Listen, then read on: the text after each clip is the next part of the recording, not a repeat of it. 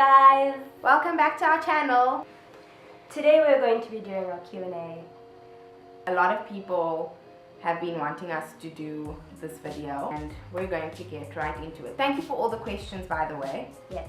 On Instagram, Twitter, WhatsApp, personal messages. You guys are really cool. We had to narrow it down to about 13 questions. 13 questions. I want to show everyone a cute document. So we had to obviously cut out the inappropriate ones. Question number 1. How did we meet? On Tinder. We met on Tinder. Kim had been on Tinder for about 2 years, like on and off. And I got Tinder 2 days before we met. We have been together for A year 1 year. We've been together for 1 year, 14 days, and one year, 5 months, 14 days, and an hour and a half. So almost a year and a half. We met in October 2017. Question 3 is, how old are you both? I'm 23. And I'm 24, but we're both born in 1995. I'm in January, Kim is in November. Also, fun fact, 1995 was the year of the pig, and this year, 2019, is also the year of the pig. So as we're walking around the streets of Hanoi, there's just pigs everywhere. Balloons. Not real pigs. Oh yeah. Pig balloons, pig plant arrangements. Like when they cut the bush, it basically represents health, wealth, and prosperity, I think that's what the year of the pig means, which is really cool because we're in Vietnam during the year of the pig, and health, wealth, and prosperity is what a girl is.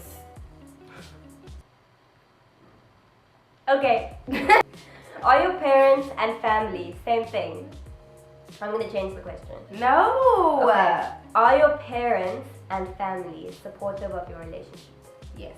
Yes, 100%. We're very lucky that we have such a cool support system and people who back our relationship. Love you, mommy and daddy. And JC. Love you guys. Why did you choose Vietnam? Well, Vietnam chose us. You see, it sounds dumb. Because you like Vietnam chose us. Vietnam basically chose us. It wasn't the initial plan. We wanted to go to South Korea due to homophobic reasons and the South Korean parents and school directors not wanting a same-sex couple at their school. We ended up choosing Vietnam because we felt that we would be a lot safer and accepted here, which we are. Yeah. Question 6. How long did it take to plan the trip? And how did you navigate sharing the plan with close family to you? Well, for me, I already did this last year in Thailand, but I was alone and it wasn't a great experience because I was really lonely and I was in a city that didn't have a lot of foreigners, a lot of expats. So I really wanted to go with Caira and for us to do it again together. So my family was not very supportive in the beginning because they were like, why are you doing this again? You should start your career in South Africa now because you're going to be 25 next year. But at the end of the day, I won the argument and I'm here. So when I had visited Kim in Thailand, that's kind of when we decided that we wanted to do this again. So last year, July, to plan this specific trip to Vietnam, it took about 2 months, right? January and February. So we found out that Apex wanted us in December. December we kind of chilled, and then January, February we sorted out documents, visas, business invitation letters. And how we shared the plan with our families, they kind of knew because we told them that this is what we wanted to do in July already, and yeah, that's when the planning kind of began. How is it? What is it? Began. How's Vietnam so far? So far, it's so cold. Oh yeah, it's so cold here. We've been, look, long sleeves. I've been wearing scarves. I'm wearing 3 layers of clothing because it is so cold. 24/7, like this light drizzle that just irritates your face like someone's spitting on you the whole day. But other than that, the people are really, really kind. We love our colleagues. Yeah. And everyone that we work with. Hi Apex team!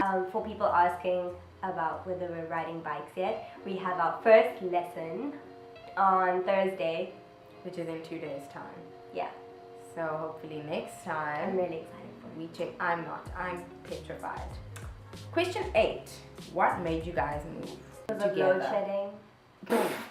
I mean, I really want, so I had been studying for 5 years. I did my undergrad for 4 years, then I did my honors for 1 year, and I really just wanted a break before I actually start my career and start building myself up in the media industry.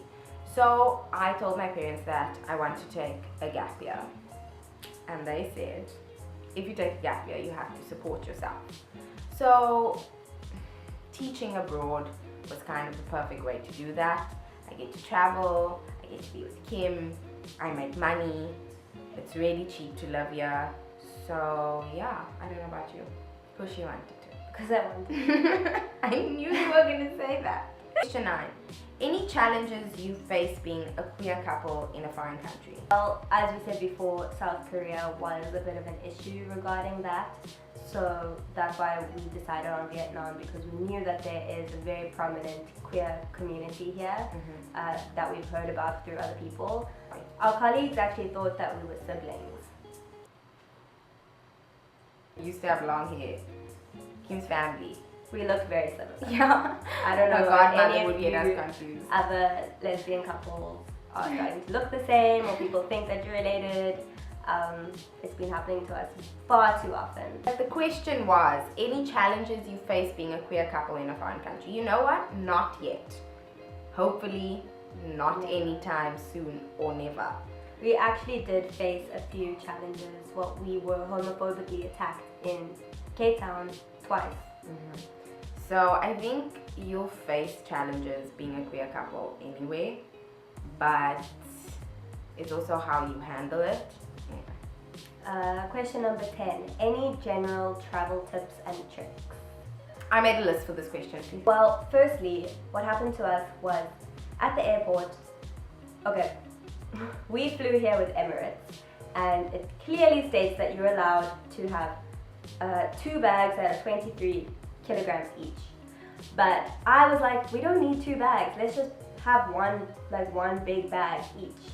And got to the airport and we were overweight. Like, don't put the 46 kilograms into one bag, because we then had to go buy another bag.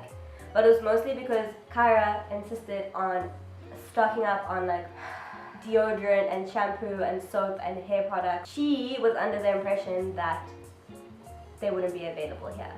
Okay. Kim's taking a jab at me. She's going to hold this against me for the rest of our lives, which is okay. It's just that I wanted to be really prepared with like my face creams and face washes and bodily products and my hair products. I had to stock up on that. Also, the reason I stocked up on deodorants and roll-ons and creams, body creams, is because they put a lot of whitening, like skin lightening agents in their products here. My travel tip and trick is to learn a bit of the language of the country that you're going to. Guys, it's only going to help you at the end of the day. It's going to stop you from being scammed. The locals are going to be more appreciative of you. Yeah, they really love it when you try and speak their language. Yeah. And then also learn the cultural expectations of the country that you're going to. I mean, if you know that you're not supposed to show your shoulders in certain areas, don't show your shoulders. You're just going to end up spending extra money on buying clothes that are in your suitcase at your hotel anyway, or your Airbnb where you're staying. And then another important thing is, guys, make sure you have the correct visas all the correct documents to get into the country. Oh, another one, know the transport system, because you will get scammed by the locals.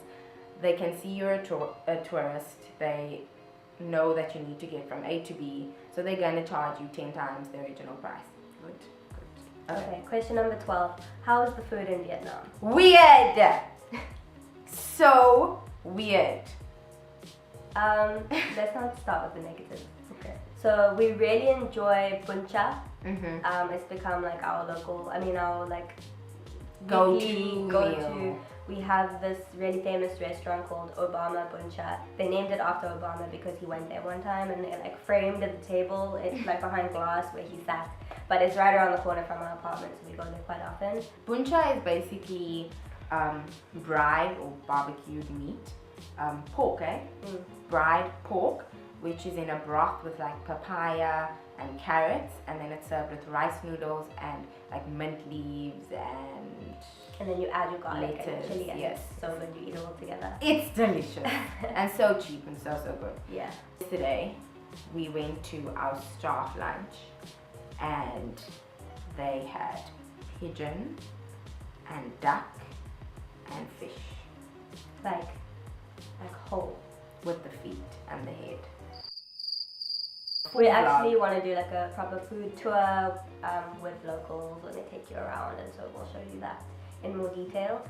Okay, thank you guys for watching. Thank you for all your questions. If you have any more questions that we didn't get to answer, please just like privately message us, and we'll let you know, especially if you're thinking about doing what we're doing. Don't forget to like and subscribe and comment and share. We love you guys. Love you, bye. Bye.